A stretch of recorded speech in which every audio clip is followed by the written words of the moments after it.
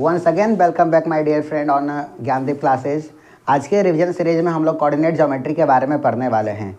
Coordinate geometry जो class 10 के point of view से इंपॉर्टेंट फार्मूला है, उसको हम लोग यूज़ करना सीखेंगे और कैसे अप्लाई करेंगे क्वेश्चन में, इसके बारे में आज हम सीखेंगे।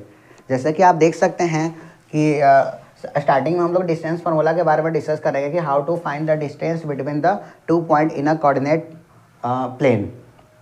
फिर हम बात करेंगे कि अलग अलग ज्योमेट्रिकल फिगर अगर क्वेश्चन में रहेगा तो हम कैसे पता करेंगे डिस्टेंस फार्मूला के बेसिस पर कि वो जो ट्रायंगल बनेगा आइसोसेलेस होगा या इक्विलेटरल होगा या राइट एंगल ट्रायंगल होगा।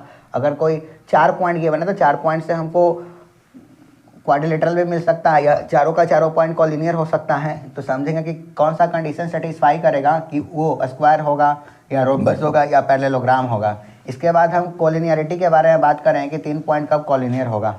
और एट लास्ट हम लोग सेक्शन फार्मूला के बारे में बात करेंगे और फिर मिड पॉइंट फार्मूला क्या होता है इसके बारे में बात करेंगे। तो चलिए स्टार्ट करते हैं। सबसे पहले हम लोग समझते हैं कि कोऑर्डिनेट ज्योमेट्री हम लोग पढ़ते क्यों हैं। मान लेते हैं कि हमको इस बोर्ड पर ये पॉइंट का लोकेशन चाहिए, तो किसी भी पॉइंट का लोकेशन, जैसे कि हम बोलेंगे कि पॉइंट ए और बी का बीच का डिस्टेंस क्या है, तो हम किसी न किसी पॉइंट से रिलेट करेंगे ना। मान लेते हैं कि हमको ये पॉइंट ए है, पॉइंट ए का डिस्टेंस निकालना है, तो हमको बताना पड़ेगा ना कि ये डिस्टेंस निकाल रहे हैं तो कहाँ से निकाल रहे हैं। तो किसी न किसी रिस्पेक्ट से निकालेंगे। बोल सकते हैं कि बताओ भाई पॉइंट ए का डिस्टेंस बी से क्या होगा, तब इसका कुछ सेंस बना। अब बस बोले कि पॉइंट ए कितना डिस्टेंस पर है, तो कहाँ से कितना डिस्टेंस पर है, तो कहाँ से कितना डिस्टेंस पर है, तो किसी न किसी पॉइंट को डिस्टेंस निकालने के लिए किसी दूसरे पॉइंट से हमको कंपेयर करना पड़ता है। तब उसका पोजीशन को हम लोग बता सकते हैं कि वो कहाँ पर है और किस डायरेक्शन में है। इसी तरीक़ा से प्लेन फिगर में अगर हमको किसी भी पॉइंट का लोकेशन पता करना है तो वहाँ पर हम लोग कोऑर्डिनेट ज्योमेट्री का कॉन्सेप्ट का यूज करते हैं। जैसे कि हमको पता है कि 2D फिगर में एक लेंथ होगा और एक ब्रेथ होगा। जैसे कि ये प्लेन है, प्लेन कैसा, ये जो बोर्ड है, ये बोर्ड कैसा फिगर है, 2D फिगर। तो उस बोर्ड को या किसी भी प्लेन को हम डिवाइड कर सकते हैं। जैसे कि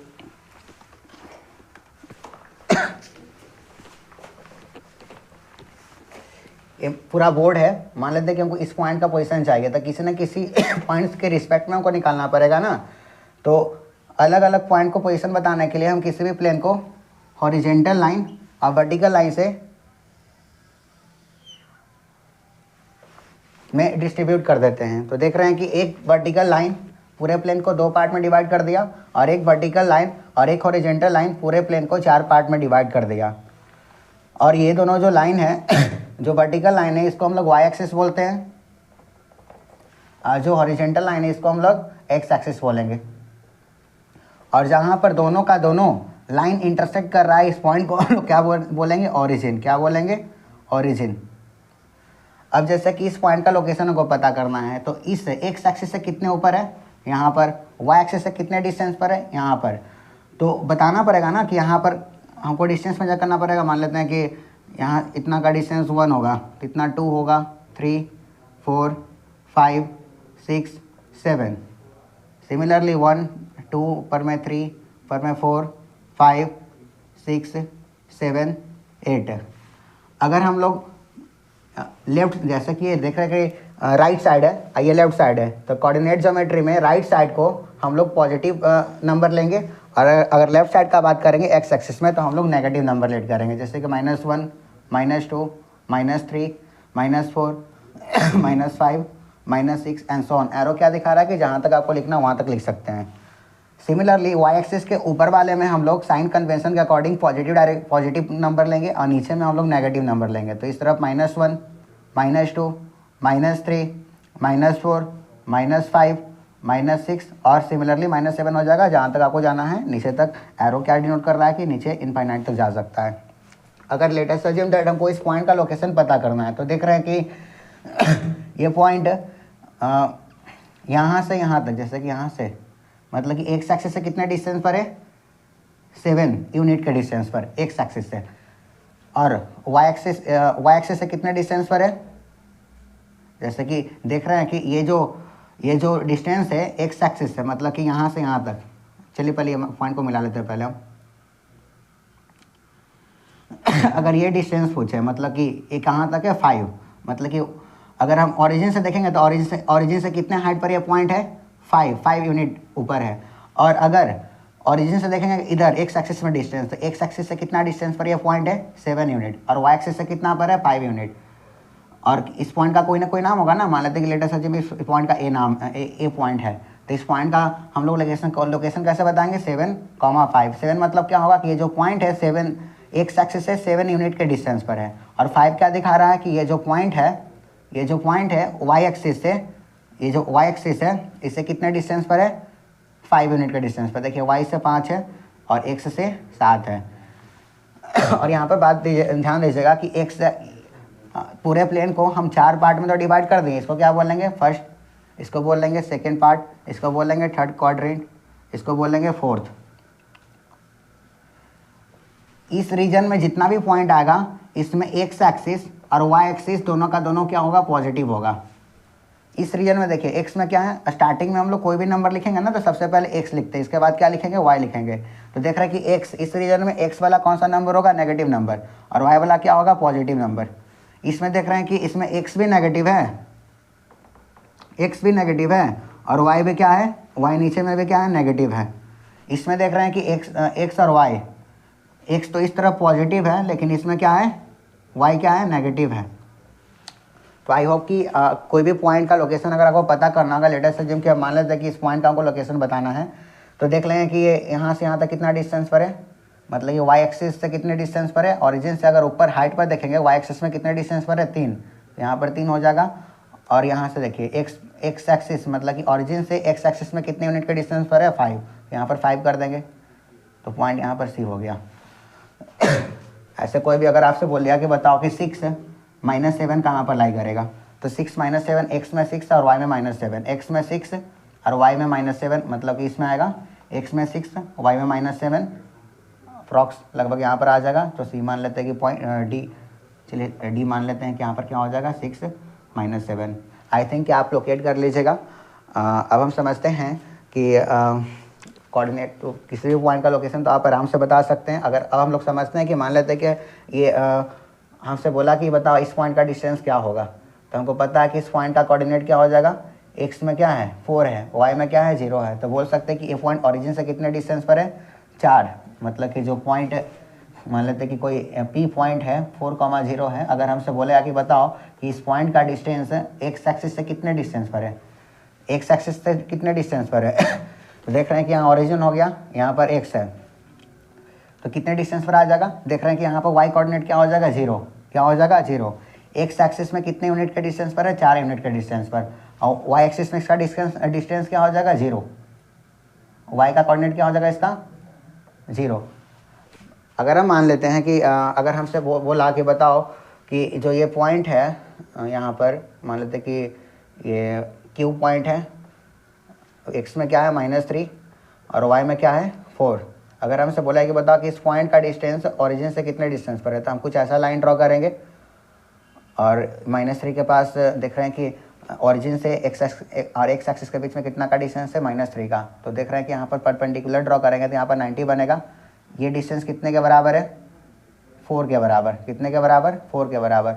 ये डिस्टेंस कितने के बराबर है, -3। अगर साइड लेंगे तो +3 करेंगे, अरे भाई ये साइड ही है ना तो +3 करेंगे, तो पाइथागोरस लगाएंगे तो यहाँ पर क्या आ जाएगा, 4 का स्क्वायर + 3 का स्क्वायर इक्वल टू क्या आ जाएगा, √25 = 5। तो कहने का मतलब क्या, अगर किसी भी पॉइंट का डिस्टेंस अगर हमको ओरिजिन से निकालना है तो उस पॉइंट को हम एक्स एक्सिस पर पहले परपेंडिकुलर लाइन ड्रॉ करेंगे, और यहाँ से यहाँ तक का जो वाई एक्सिस का जो यूनिट हुआ, जैसे कि 4 है तो 4 हो जाएगा, और यहाँ पर ओरिजिन से और एक्स एक्सिस के बीच का डिस्टेंस कितना है, तो यहाँ पर ये निकाल लेंगे। ओरिजिन और वाई एक्सिस का बीच का डिस्टेंस कितना है, 3 है ना, तो ये कर लेंगे, फिर पाइथागोरस के अकॉर्डिंग हम ये डिस्टेंस फाइंड कर सकते हैं। सिमिलरली अगर मान लेते हैं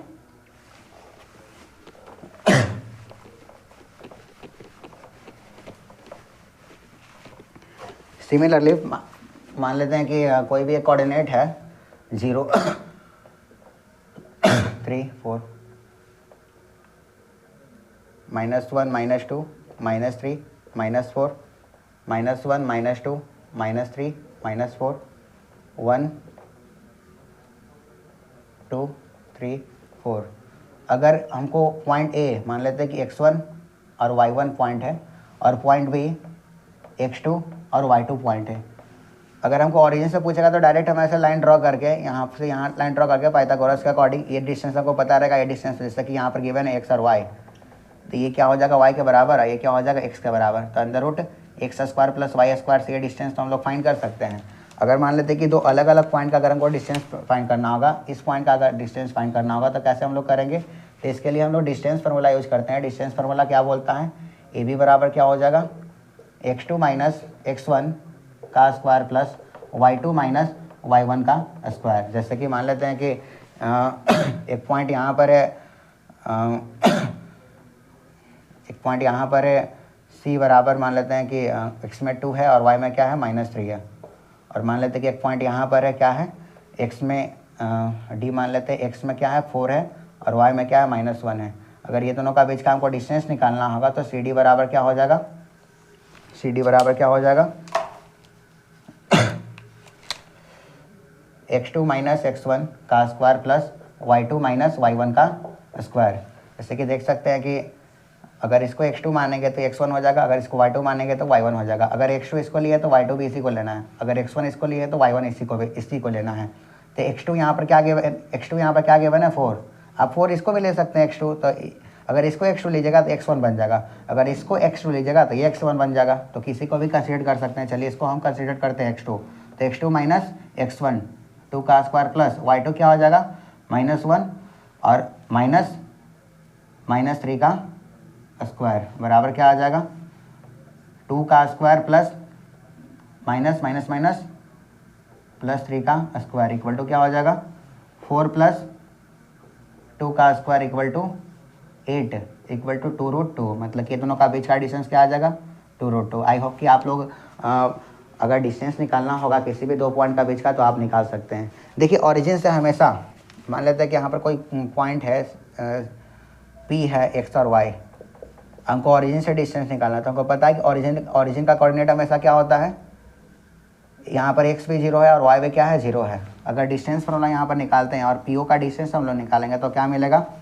x2 माइनस x1 का square plus y2 minus y1 का स्क्वायर। x2 क्या यहाँ पर गिवन है, चलिए x2 को मान लेते हैं 0 माइनस x का स्क्वायर हो जाएगा प्लस y2 भी क्या हो जाएगा 0 माइनस y1 का स्क्वायर बराबर क्या आ जाएगा -x का स्क्वायर प्लस -y का स्क्वायर बराबर क्या हो जाएगा x square plus y square. if you want to find the distance between any point from the origin then you can use the formula under root x square plus y square। और अगर आपको a और b अगर दो अलग अलग point का आपको डिस्टेंस निकालना है तो then you can use the formula under root x2 minus x1 का whole square plus y2 minus y1 का होल स्क्वायर। आई होप कि आपको इतना समझ में आ गया होगा। तो मेरे ख्याल से ये पॉइंट आप लोगों को समझ में आ जाएगा। डिस्टेंस फार्मूला बोलता है क्या था, distance between 2 point x1 y1 and x2 y2 in a rectangular coordinate, इसी को रेक्टेंगुलर कोऑर्डिनेट बोलते हैं। कोई भी प्लेन फिगर है इसको हम लोग क्या बोलेंगे रेक्टेंगुलर कोऑर्डिनेट सिस्टम। ये किसके बराबर होता है x2 माइनस x1 का square plus y2 minus y1 का स्क्वायर। और distance of a point x y, कोई भी डिस्टेंस है कोई भी पॉइंट एक्स वाई, अगर उस पॉइंट का डिस्टेंस हमको ओरिजिन से निकालना है तो कौन सा फॉर्मूला यूज करेंगे x का स्क्वायर प्लस y का स्क्वायर। अब आप क्वेश्चन में अलग अलग जियोमेट्रिकल फिगर देखेंगे और जियोमेट्रिकल फिगर का आपको बस कोऑर्डिनेट गिवन रहेगा। कोऑर्डिनेट से आपको पता करना होगा ना कि ये कौन सा टाइप का ट्राइंगल है। जैसे कि आपसे बोलेगा कि बताइए कि वो कौन सा ट्राइंगल है। अगर डिस्टेंस फार्मूला आप यूज़ किए हैं, यूज़ करने के बाद अगर दो साइड बराबर आ गया तो इसका मतलब क्या होगा कि वो ट्राइंगल कौन सा ट्राइंगल होगा, isosceles triangle. Because we know that any triangle in which the two sides are equal then that triangle is called isosceles triangle. तो यहाँ पर आप अलग अलग स्टेटमेंट देख सकते हैं। जैसे कि कोई भी आइसोसेलेस ट्राइंगल अगर आपको प्रूव करना है तो वहाँ पर क्या होना होगा, कम से कम दो साइड को बराबर करना पड़ेगा तभी वो ट्राइंगल आइसोसेलेस होगा, नहीं तो आइसोसेलेस नहीं होगा। अगर कोई भी ट्राइंगल इक्विलेटरल ट्राइंगल है तो ये कब पॉसिबल है, जब तीनों का तीनों साइड बराबर होगा तभी पॉसिबल है। सी में देखिए for a right angle triangle, अगर कोई भी राइट एंगल ट्राइंगल है तो यहाँ पर sum of the square of two sides मतलब कि मान लेते हैं कि ए बी सी, इसमें तीन साइड है तो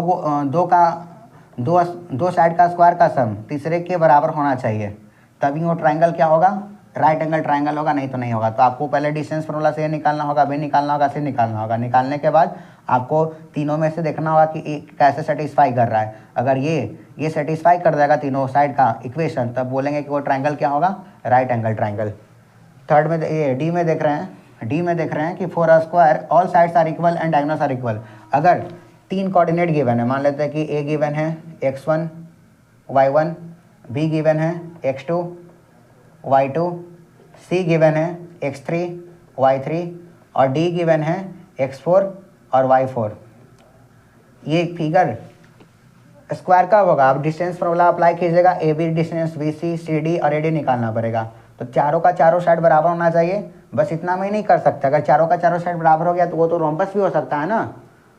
तो कहना मुश्किल है, तो अभी भी हम नहीं बोल सकते हैं कि चारों का चारों साइड बराबर हो गया तो ए स्क्वायर बन गया। इसके बाद आपको और निकालना पड़ेगा, आपको बी डी डिस्टेंस में निकालना पड़ेगा और ए सी निकालना पड़ेगा। अगर बी डी ए सी दोनों बराबर हो जाए और D C B C A B और ए डी एक दूसरे से बराबर रहेगा, तभी क्या बोलेंगे कि वो स्क्वायर है, नहीं तो स्क्वायर ये नहीं होगा। इन केस मान लेते हैं कि तीनों का तीनों साइड बराबर हो जाए लेकिन डायगोनल्स अनइक्वल हो जाए, तो चारों साइड बराबर है लेकिन डायगोनल्स अनइक्वल है, तो ये स्क्वायर ना होकर क्या बन जाएगा?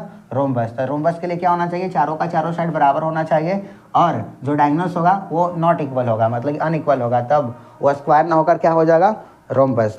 अगर आपको पैरेललोग्राम प्रूव करना है कि वो 4 जो पॉइंट है कोऑर्डिनेट सिस्टम में वो पैरेललोग्राम है कि नहीं है, तो पैरेललोग्राम को आपको बताने के लिए जो इसका, जैसे कि मान लेते हैं कि A B C D 4 point है, तो डिस्टेंस फॉर्मूला से ए भी निकाल सकते हैं, बी सी भी निकाल सकते हैं और डी सी भी निकाल सकते हैं, डी भी निकाल सकते हैं। तो अगर ए बी अपोजिट साइड, अगर दो पेयर साइड अगर बराबर हो जाए तब संभावना है कि ये पैरेललोग्राम होगा, लेकिन अभी भी कंफर्म नहीं बोलेंगे। इसके बाद हमको ये भी करना होगा, ये दोनों जो डायगोनल्स है ना, ये दोनों डायगोनल्स भी अनइक्वल होना चाहिए, मतलब कि ए बी बराबर डी सी आपको डिस्टेंस फॉर्मूला से करना पड़ेगा और ए डी बराबर बी सी भी करना पड़ेगा, और क्या दिखाना पड़ेगा कि A C is not equal to B D, तब जा करके हम बोलेंगे ना कि ये चारों पॉइंट क्या है? पैरेललोग्राम बनाएगा। तो आई होप कि आपको इतना समझ में आ गया होगा। अब हम कोलिनियरिटी ऑफ 3 पॉइंट क्या होता है, कोलिनियर क्या होता है, इसके बारे में डिस्कस करने वाले हैं।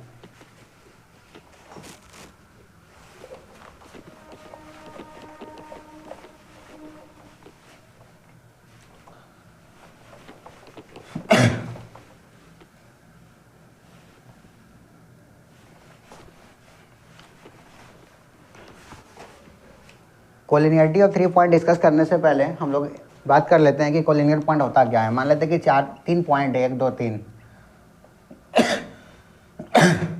अगर इससे हम लाइन ड्रॉ करेंगे तो देख रहे हैं कि ऐसा लाइन ड्रॉ होगा, ऐसा लाइन ड्रॉ होगा, सॉरी इस यहाँ पर कर दे रहे। तो ये तीनों पॉइंट कोलिनियर नहीं है। अगर 3 पॉइंट है जो कि एक ही लाइन में लाई करेगा, जैसे कि ये हो गया, तो ये तीनों पॉइंट को क्या बोलेंगे? तीनों का तीनों पॉइंट क्या है? कोलिनियर है। Point A, point B, point C. Number of point that lies on a line that all points are called the collinear point. कहने का मतलब है, मान लेते हैं कि ए डी कोई लाइन है, इसके अंदर जितना भी पॉइंट आएगा ना इसी लाइन के ऊपर, ये सब पॉइंट क्या होगा? कोलिनियर होगा। अगर हमको प्रूव करना होगा कि 3 पॉइंट कोलिनियर कब होगा, तो डिस्टेंस फार्मूला को यूज़ करके हम लोग बता सकते हैं कि वो पॉइंट कोलिनियर है कि नहीं है। जैसे कि मान लेते हैं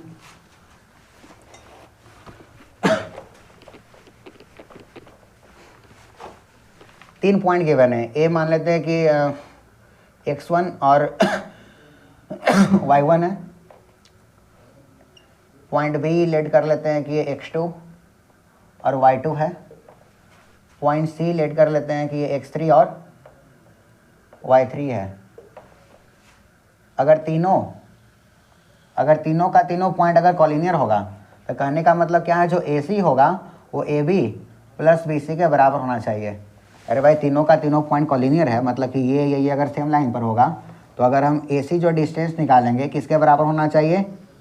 AB प्लस BC के बराबर होना चाहिए। तो अगर इस टाइप का क्वेश्चन आपको सॉल्व करना होगा तो आपको AB डिस्टेंस फाइंड करना होगा।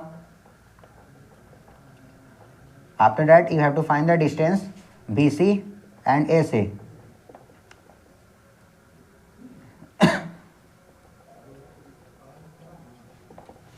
ये करने के बाद you have to show that AC equal to AB plus BC।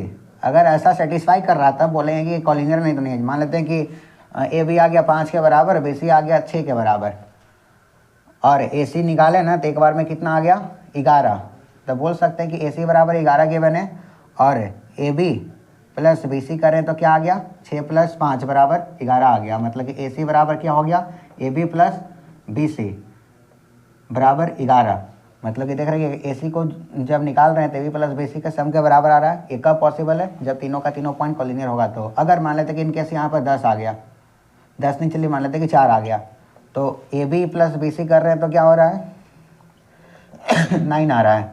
लेकिन ए सी क्या आ रहा है 11 आ रहा है। मतलब कि A B plus B C is not equal to 11 है। मतलब कि is not equal to A C equal to 11 है ना। मतलब कि तो 9 आ रहा है लेकिन ए सी बराबर 11 आ रहा है। मतलब कि ए सी के बराबर A B plus B C का सम नहीं आ रहा। तो इस केस में क्या बोलेंगे कि ये कोलिनियर नहीं होगा। तो कहने का मेरा मतलब है कि अगर 3 पॉइंट को अगर आपको कोलिनियर बताना है तो यहाँ से यहाँ तक जो डिस्टेंस निकालेगा ये दोनों का सम के बराबर आएगा। अगर ये सेटिस्फाई करेगा तो बोले हैं कि ये तीनों पॉइंट कोलिनियर है, नहीं तो नहीं है। अब हम बात करते हैं सेक्शन फार्मूला के बारे में।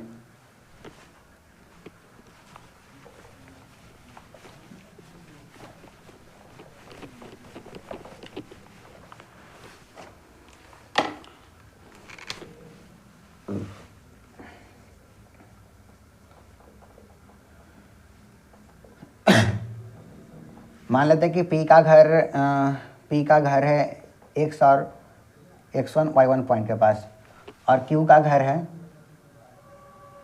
X2 Y2 पॉइंट के पास। अगर P Q के पास जा रहा था तो बीच में इसका दोस्त मिल गया। मान लेते हैं कि पॉइंट C के पास इसका दोस्त मिल गया X और Y के पास। और हमको पता है कि X1 Y1 और X2 Y2 का बीच का कुछ ना कुछ डिस्टेंस होगा। C के पास को इसका कोई दोस्त मिल गया, यहाँ पर वो रुक गया। अगर हमको पता चल गया किसी भी तरीक़ा से कि जो PC का डिस्टेंस है मान लेते हैं कि M है और CQ का डिस्टेंस क्या है N है, तो यहाँ से हमको M/N मिल जाएगा। M/N कुछ ना कुछ वैल्यू होगा ना। तो कहने का मतलब क्या है, जो लाइन PQ है पॉइंट C PQ को M/N भाग में क्या कर रहा है डिवाइड कर रहा है। जैसे कि एग्जांपल से समझिए, मान लेते हैं कि यहाँ से यहाँ तक डिस्टेंस मान लेते हैं कि हम कितना है 100 मीटर, कितना 100 मीटर। मान लेते हैं कि C जहाँ पर P अगर इधर से Q के पास जा रहा था तो C मिल गया मान लेते हैं कि 60 मीटर के डिस्टेंस पर। तो यहाँ से यहाँ तक तो 60 हो जाएगा, तो यहाँ कितना बचेगा 40। अगर हम इसका M/N निकालेंगे तो हमको क्या मिलेगा 60/40, 3 बार में 2 बार में, मतलब कि 3:2। तो कहने का मतलब क्या है, जो पॉइंट C है वो लाइन PQ को 3:2 रेशियो में क्या कर रहा है कट कर रहा है। हमको तो ये पता है कि पॉइंट जो C है PQ को और CQ को, मतलब कि लाइन PQ को PC और CQ का कितने डिस्टेंस में अलग अलग कर रहा है 60 और 40 में। तो निकाल सकते हैं कि दोनों का रेशियो क्या आ जाएगा M/N बराबर 3:2। अगर हमको ये फाइंड करना रहेगा, हमको तो पता है कि P का घर यहाँ पर है, Q का घर यहाँ पर है, ये तो लोकेशन पता है। और C का हमको लोकेशन पता नहीं है। हाँ, बस इतना पता है कि ये जो लाइन है ना, ये जो डिस्टेंस को M/N रेशियो में कट कर रहा है। अगर किसी भी तरीक़ा से हमको ये कोऑर्डिनेट मतलब ये पॉइंट अगर हमको फाइंड करना होगा तो हम लोग यहाँ पर फाइंड करने के लिए सेक्शन फार्मूला का यूज करते हैं। तो सेक्शन फार्मूला क्या है M क्या बताएगा, हमको पता है कि M/N क्या बताता है रेशियो कि कितने किस रेशियो में ये कट किया इस लाइन को। M/2 plus N/1, M plus N, इससे X निकलेगा, मतलब कि इससे क्या निकलेगा X कोऑर्डिनेट है। अगर Y कोऑर्डिनेट निकालना रहेगा तो X की जगह पर Y लगा देंगे। तो ऐसे डिवीजन को हम लोग क्या बोलते हैं इंटरनल डिवीजन। इंटरनल डिवीजन क्यों बोल रहे हैं, क्योंकि ये लाइन है, लाइन के अंदर डिवाइड किया है ना। अगर लाइन के बाहर डिवाइड करेगा तो इसको क्या बोलेंगे एक्सटर्नल डिवीजन। एक्सटर्नल डिवीजन को सिलेबस से हटा दिया है, इसलिए इसके बारे में हम लोग डिस्कस नहीं करेंगे। अब हम लोग इंटरनल डिवीजन का एक क्वेश्चन को सॉल्व करके समझते हैं कि इसको अप्लाई कैसे करना है। इसी से रिलेटेड आपको अलग अलग टाइप का क्वेश्चन एग्जामिनेशन में आएगा, तो आपको सॉल्व करना होगा। और हम भी इस टाइप का क्वेश्चन करवाएंगे अलग अलग लेवल का, लेकिन अभी नहीं, लेकिन जब प्रैक्टिस सेशन हम लोग करवाएंगे अलग अलग चैप्टर को एक बार फिर से, तो वहाँ पर हम लोग अलग अलग टाइप का क्वेश्चन करेंगे कि किस टाइप का क्वेश्चन इस चैप्टर से पूछा जाता है। तो चलिए एक हम ऐसे क्वेश्चन को एज्यूम करके सॉल्व करते हैं ताकि जो 0 लेवल से भी स्टार्ट किया उसको भी समझ में आ जाए। मान लेते हैं कि P जो पॉइंट है 2 और 3 है, Q जो पॉइंट है क्या लेट कर लें, कुछ भी बोल लो, चलो 6, 6, 7 कर लेते हैं। ये दोनों को लाइन ज्वाइन करेंगे तो let us assume that a point C which divide the line segment M/N, अगर निकालना है, मान लेते हैं कि इस लाइन सेगमेंट को 2:3 में कट कर रहा है। हमको इस पॉइंट का लोकेशन पता नहीं है, मतलब कि जो पॉइंट सी है इसके बारे में हमको पता नहीं है। इस पॉइंट सी का अगर हमको लोकेशन फाइंड करना है तो हम सेक्शन फार्मूला यूज कर सकते हैं। तो सेक्शन फार्मूला में अगर हमको x निकालना है तो क्या हो जाएगा, mx2 plus n x1 m plus n। देखिए यहाँ पर mx2 plus n x1 m plus 1 से x निकलेगा, और y निकालना रहेगा तो कैसे निकालेंगे, my2 plus n y1 m plus n। यहाँ पर देख सकते हैं कि यहाँ पर देख सकते हैं कि अगर इसको हम x1 और y1 लेते हैं तो x1 बराबर क्या हो जाएगा 2, y1 बराबर क्या हो जाएगा 3। तो इसको कैलकुलेट करना पड़ेगा x2 और y2। तो x2 क्या हो जाएगा 6 और y2 क्या हो जाएगा 7। और m:n मतलब कि m:n बराबर क्या गिवन है 2:3, मतलब कि m बराबर 2 है और n बराबर 3 है। चलिए इस वैल्यू को पुट करते हैं और हम लोग फाइंड करते हैं।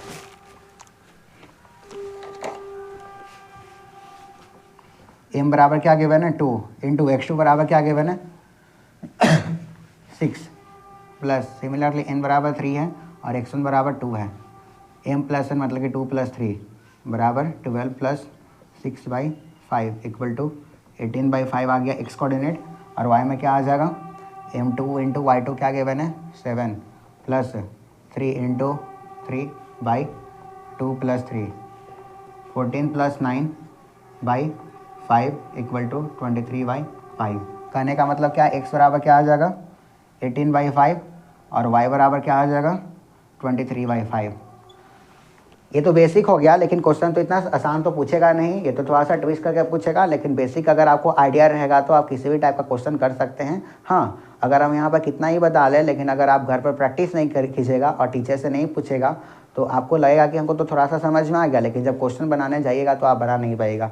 अगर आप चाहते हैं कि हमसे क्वेश्चन बने तो आपको खुद से प्रैक्टिस करना होगा, और हम लोग को जो करना है ये तो हम कर ही रहे हैं। लास्ट में देख रहे हैं कि mid point formula. Mid point formula क्या बोलता है पहले हम ये समझते हैं।